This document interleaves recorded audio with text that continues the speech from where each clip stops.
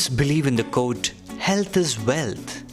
Also, plants, animals, and other living organisms are no different from us. It is equally important for the animals to be healthy to survive, thus creating a balance in the ecosystem. Wild animals live in the forest, and they too are entitled for medical care and assistance. Dr. Arun is going to educate us with a lot more information regarding the wildlife health management. Hi everyone, I am back with another updated information on the very important topic of wildlife health and disease management. Well, as we all know and remember about this COVID-19 pandemic and how much it taught us, and this again gives us a very unique information about the importance of One Health, which is our human health, animal health, and ecosystem health. For every wildlife veterinarians, understanding the disease dynamics and the health and disease management in either captive or wild, like free-ranging animal aspect is very important. To cover this topic, I have made some subsections, and I just wanted to give a primary importance to the basic concept of individual animal matters to every wildlife veterinarian.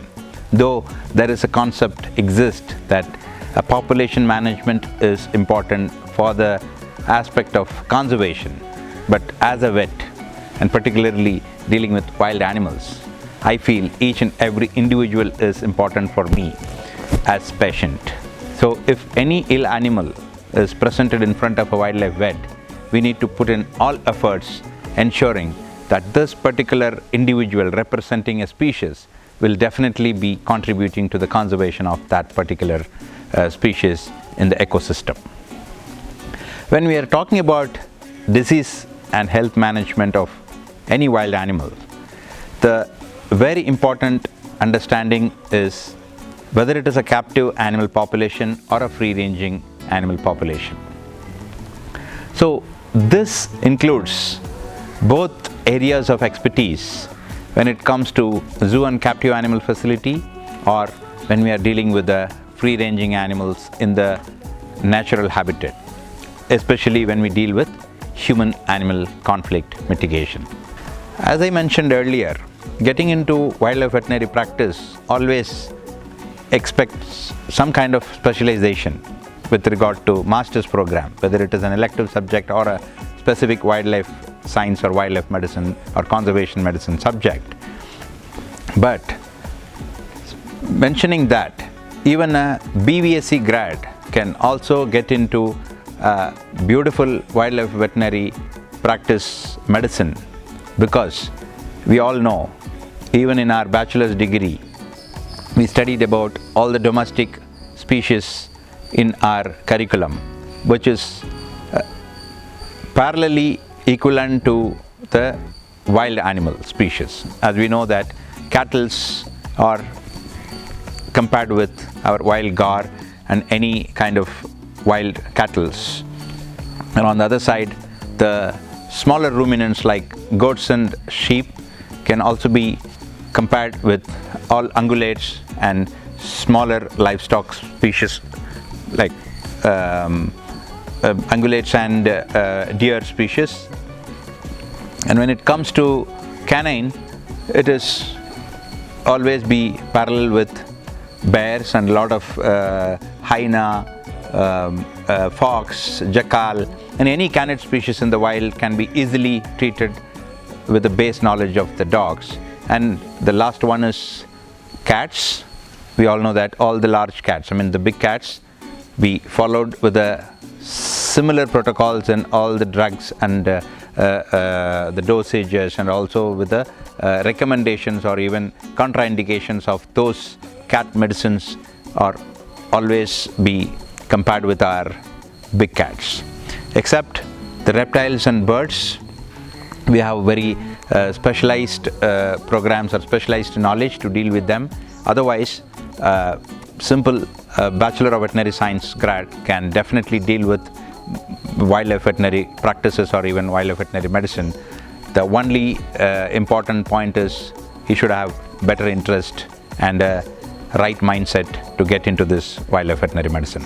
Wildlife health and disease management, as I said, is a very important topic of wildlife veterinarians' interest. In this topic, I would like to brief some of the major components, and as you all know that the wildlife health management and disease management is primarily towards the free-ranging animals. So let us talk the captive animal diseases and health management as a separate portion, but here I would like to talk the major points of wildlife health and disease management of free-living or free-ranging animals.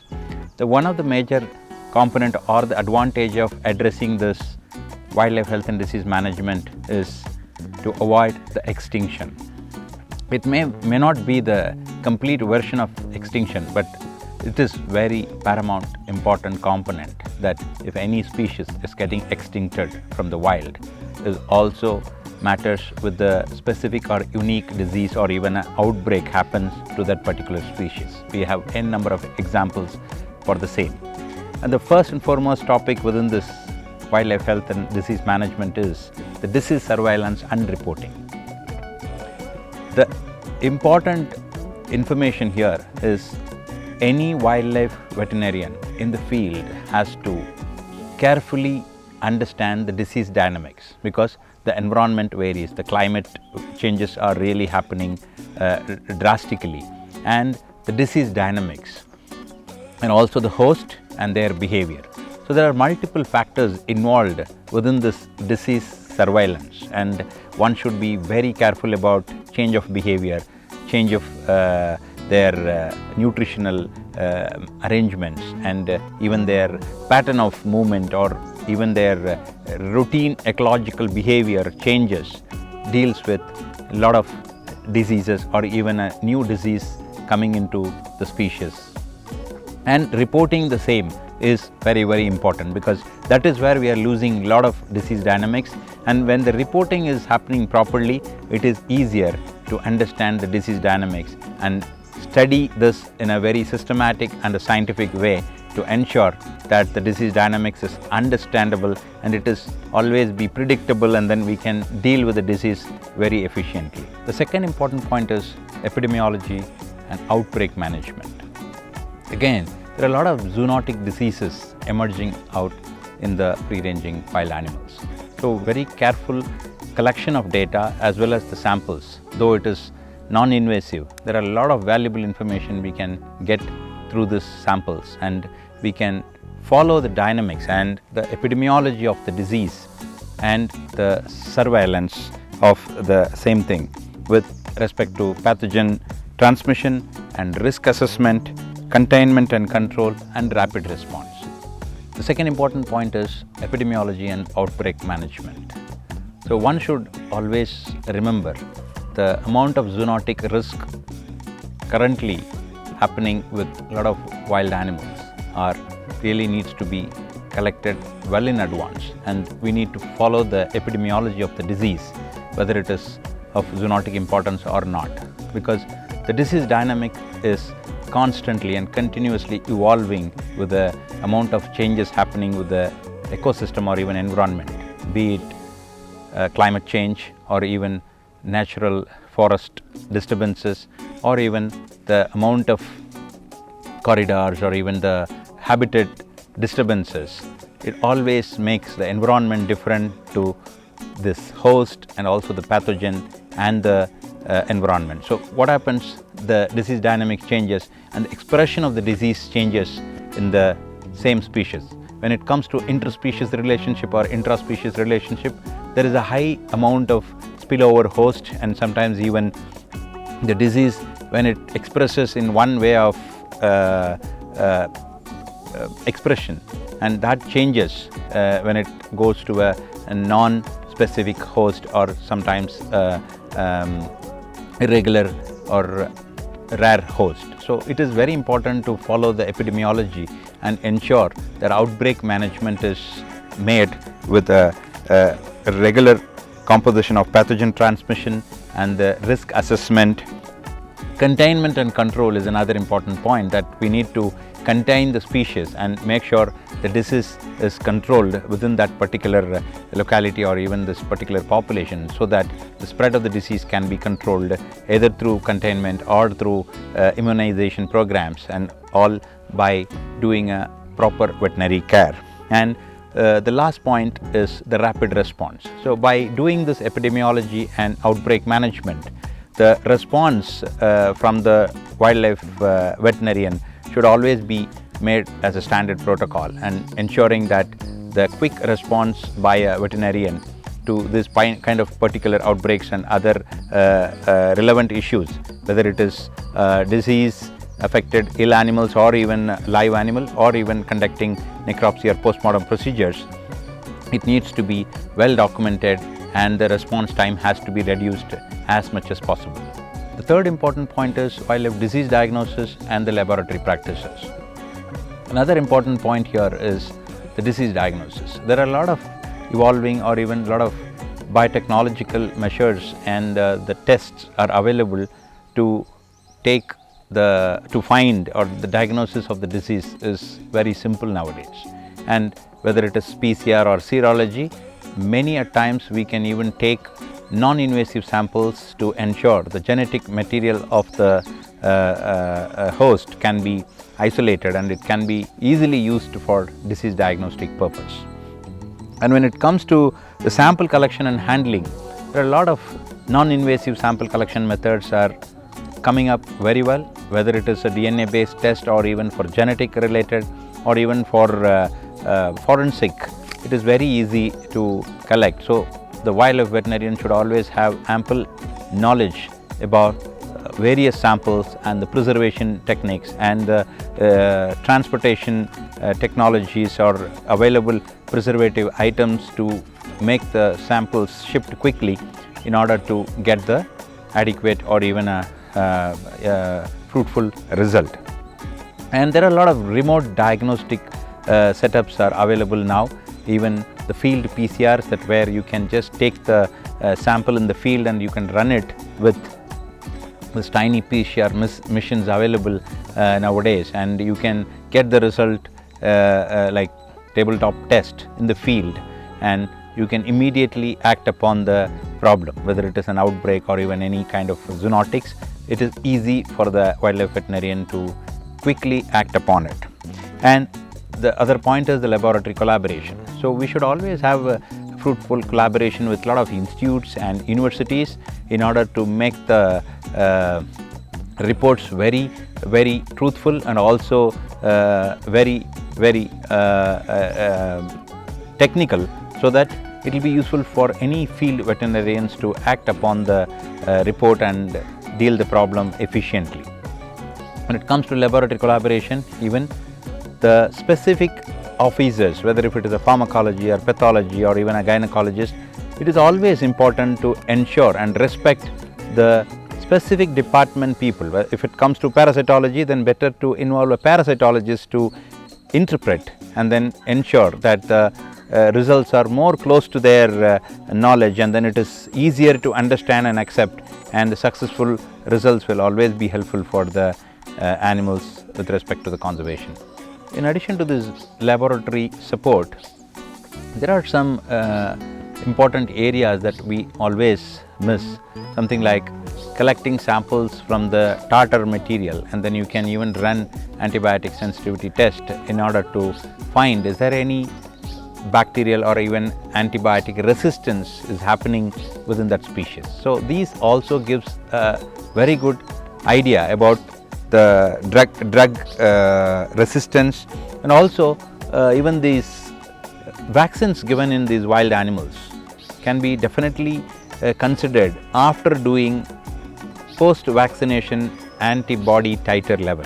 So these are all some of these simpler examples that we can always take the laboratory experienced veterinarians or even laboratory personnel and experts to get some kind of conclusive answer, so that it will be easier and practically possible and scientifically also correct for the wildlife veterinarians to deal with such kind of challenges. When it comes to health management of wildlife rehabilitation and reintroduction, injury and trauma management, when it comes to rehabilitation and reintroduction, it's altogether a separate subject, and then the rehabilitation part of any wild animal needs a careful observation of this animal and the number of species available in the free-ranging system and their dynamics. Only then it will be easier for us to understand whether the rehabilitation strategies can be properly arrived at, and sometimes it may be hard release and sometimes it may be soft release, but whatever may be the release, it needs to be pre-release monitoring has to be done in a specific area of quarantine in order to maintain them disease free. And once the pre-release monitoring happens successfully, and then we will be attain a kind of conclusion that the animal is fit to be released in the wild, so that they can happily live in the wild. So at the same time, after releasing, there should be a constant or clear monitoring of the post-release of this rehabilitation. Post-release monitoring is also important, so that the entire rehabilitation and reintroduction can be successful. The next important point is wildlife nutrition and dietary supplements or dietary management. It is very important. We have to come up with the species-specific nutrition programs in even the rehabilitation places or even in the zoo or captive animal management.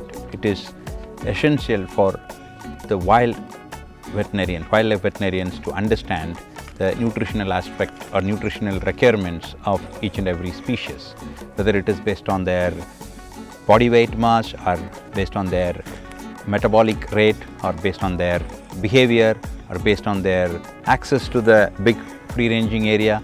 So it will have multiple parameters. Altogether, nutrition itself is a separate subject to deal with this, but to give you a nutshell, that this species-specific nutritional evolvement or evolving with species-specific nutrition is very important in order to make them or keep them very healthy and to address their welfare.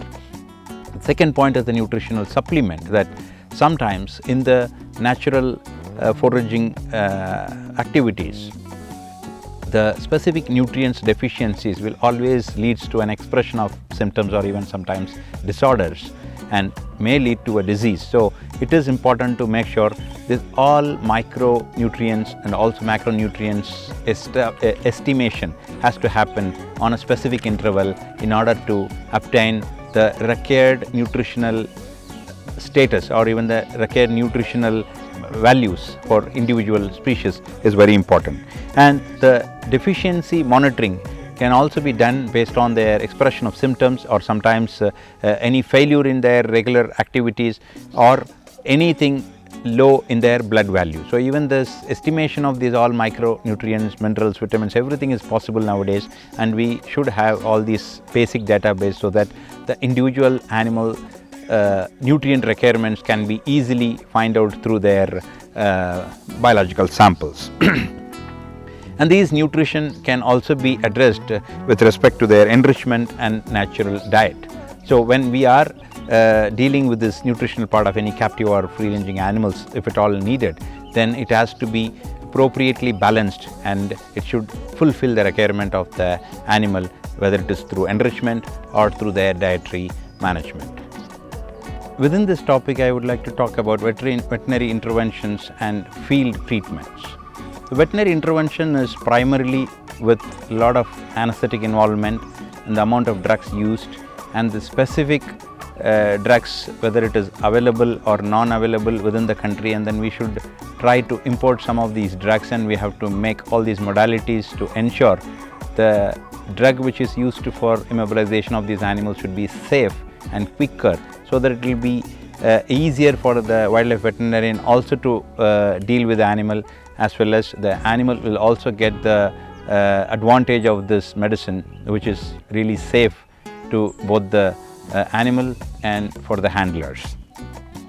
And this field anesthesia and immobilization is also an important title, that one should have enough of hands-on. Only then, when the exposure of these wild animals in the field, or when the veterinarian is dealing with a human-wildlife conflict situation, he will have complete confidence to deal with this conflict situation and then use the medication appropriately, because he need to have a lot of challenges in the field, because the mob and even this crowd and the situation will always be with a lot of hue and cry. So he needs to take all these things in a very confident way, so that he can calmly and then carefully deal with the situation without having any emergency or even casualties. And within this veterinary intervention, sometimes even the surgical procedures might also happen in a very unhygiene or even sometimes non-clinical setup areas, where the wildlife veterinarian has to perform such kind of minor surgeries in order to make the animal more successful to go into the wild, because sometimes the captivity more than 1 week or sometimes 2 weeks makes them impossible or even ineligible to go back to the wild. So it is important, but it varies between species to species and veterinarian. So veterinarian and the problem animals takes different toll with respect to going back to the wild. And post monitoring of these surgical procedures or even any kind of immobilization procedures is also important in order to make the entire stuff successful. Human wildlife mitigation and human wildlife conflict mitigation, these are again one of the area which I feel wildlife veterinarians should have adequate knowledge and experience, so that the zone of major conflict areas can be mapped, so that the risk factors can be analyzed. And the second thing is the conflict management strategies. Sometimes removing the animal or collaring the animal, the scientific way of approaching the conflict animal is another important area to understand the entire dynamics of the conflict. Otherwise, it will be temporary solution and which may not lead to a concrete solution.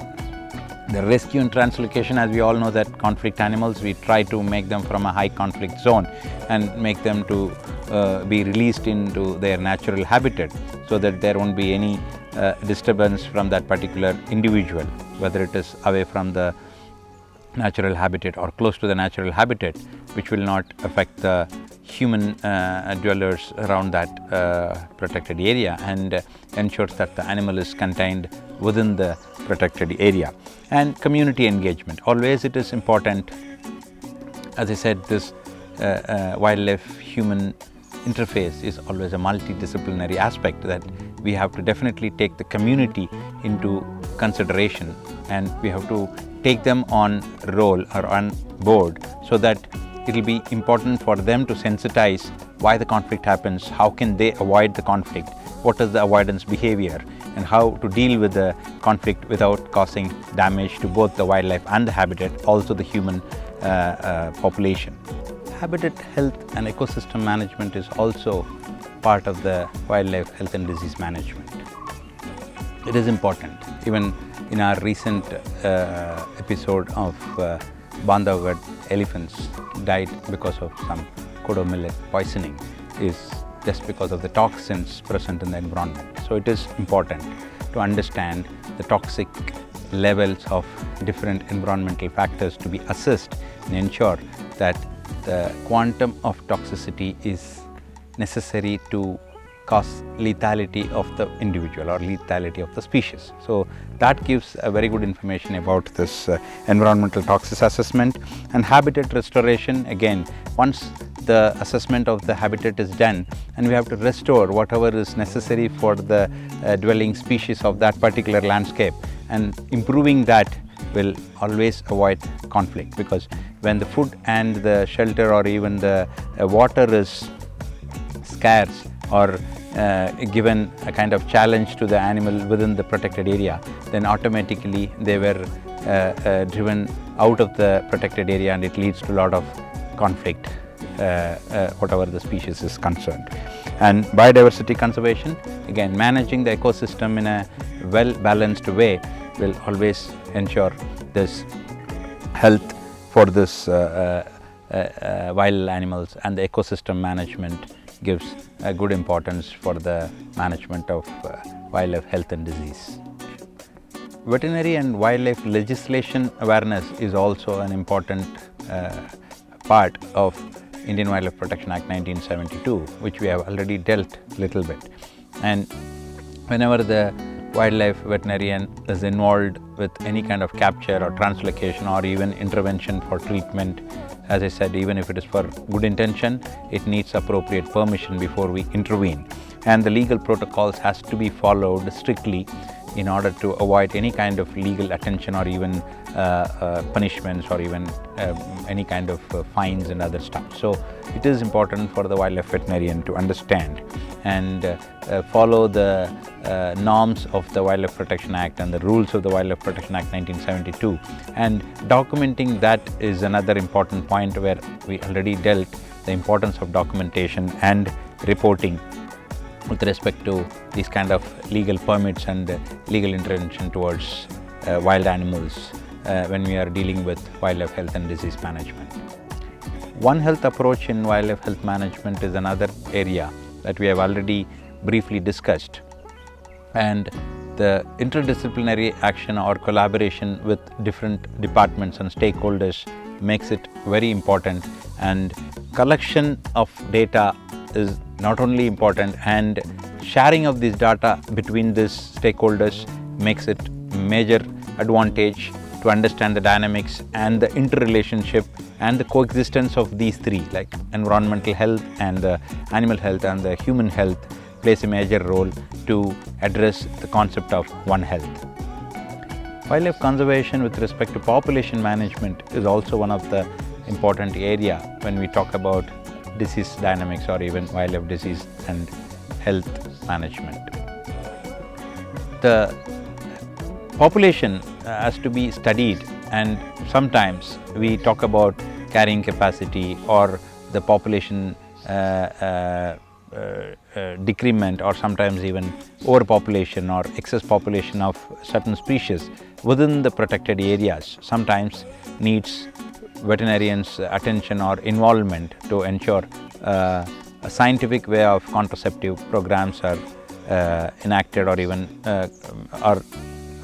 referred or even suggested, so that the population management is within the control, and that should not lead to a lot of deprivation of food or even their natural resources in order to fight or even get into conflict within the species. So the population control measure is one of the important point, and genetic management. So this directly reflects the genetic management of that population. Otherwise, what happens? A lot of inbreeding happens, and that leads to a lot of health issues. So inbreeding has to be addressed, making sure that the genetic connectivity between the individual is studied before we start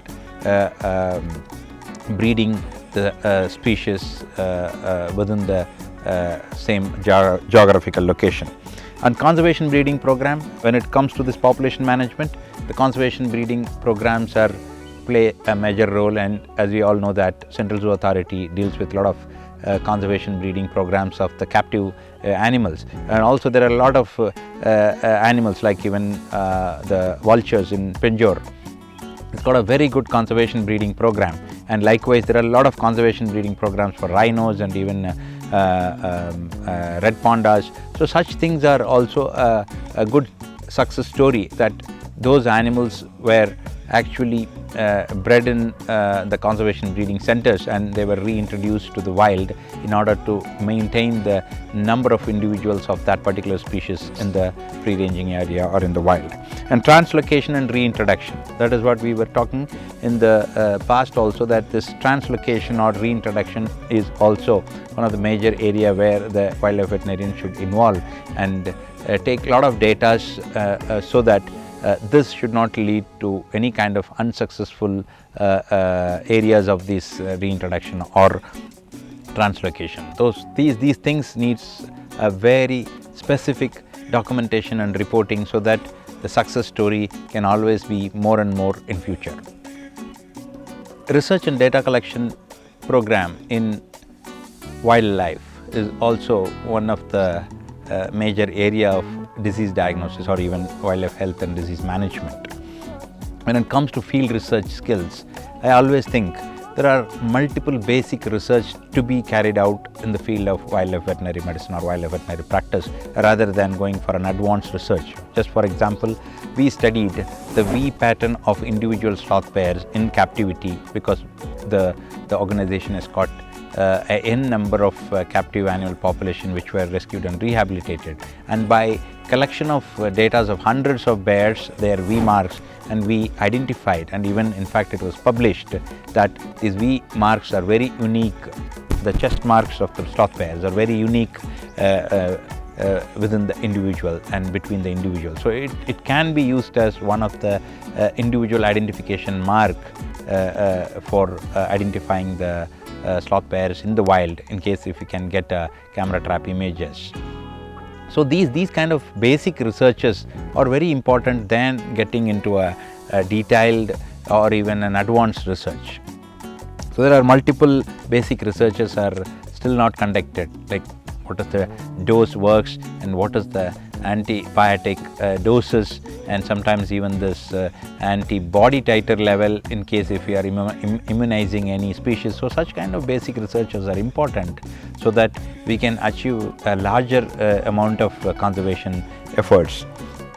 And research ethics and protocols. We know that any research needs a specific ethical committee permissions and ensure that there is no compromisation of the welfare of any of these researched animals, and the reports should be publishable so that the information will be disseminated, and anybody reading the scientific article through a peer-reviewed journal will always gives good confidence and good motivation to the younger generation, and also it gives higher conservation value. Continuing education and capacity building, which we have already talked a lot, and this is also comes under the wildlife health and disease management. So never think these things will never have a direct impact on this health and disease management, but it gives major points like training programs, continuing education for the veterinarians or the stakeholders, and public awareness programs will give a lot of importance, because we gather a lot of information from the local community or even the stakeholders of different departments in order to gain a kind of a different perspective towards that particular species or the behavior, and ensure that the collaborative effort will lead to a good success in conservation of any individual wild animal species. Ethics and welfare of wild animal population. With respect to wild animal health management is another important area where the veterinarian should give importance to the welfare standards, because ethics, welfare is not a different thing. So it always goes hand in hand, and then one should give importance to both ethics and welfare standards, and that leads to minimal stress and minimal impact on their expression of unnatural behavior. So this is again an important area one should give importance when they are dealing with wild animal health and disease management. And ethical decision making. So we always think if the animal is irreparably injured or badly injured or is not possible and terminally ill, then there should be a kind of welfare-based decision has to be made, and it should be ethical so that there won't be any compromisation of the welfare of the injured or distressed or displaced animal, which needs a major veterinary intervention, or it may not even give a complete cure for that particular individual. To conclude this health and disease management of wildlife, a comprehensive wildlife health management plan encompasses disease surveillance, field diagnostics, emergency response, population and habitat management, public engagement, and intersectoral collaboration. Adopting these practices ensures the well-being of wildlife population, protects ecosystem health, and enhances conservation efforts. After receiving so much of information about the health management in wildlife, one thing I would like to pray is, May God bless every living being on the earth with good health. Keep following us to get more information in the coming episodes. Until then, take care. Bye-bye.